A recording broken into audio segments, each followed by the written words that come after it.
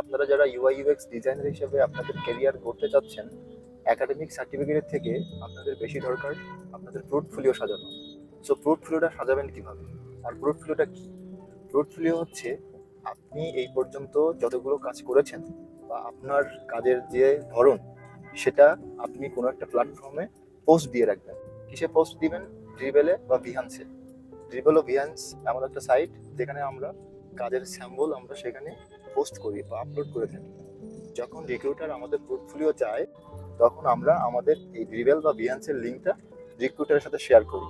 Recruiter যদি আমার কাজ দেখে পছন্দ করে বা আপনাদের কাজ দেখে পছন্দ করে, তখন আপনাকে তারা হায়ার করবে। সো এজন্য আপনার সার্টিফিকেট আছে কি নেই, আপনার কোয়ালিফিকেশন কি, তার থেকে বেশি গুরুত্বপূর্ণ হচ্ছে আপনার পোর্টফোলিও আছে কিনা। কারণ আপনি একাডেমিতে কি করছেন না করছেন, তার থেকে বেশি ইম্পর্টেন্ট হচ্ছে আপনি কি পারেন কি পারেন না।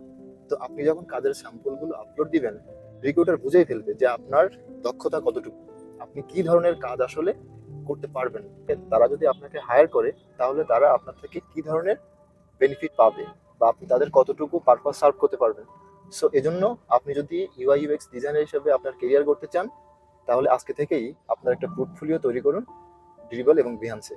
তাহলেই আপনার কাজটা আরো সহজ হবে। আপনি প্রতিনিয়তই সেখানে যেটাই করবেন আপলোড দিয়ে রাখবেন। আপনি অবশ্যই কয়েকজনের পোর্টফোলিও যদি ঘাটাঘাটি করেন, তাহলে বুঝতে পারবেন যে তারা কিভাবে পোস্ট করছে বা তারা কিভাবে কি করছে।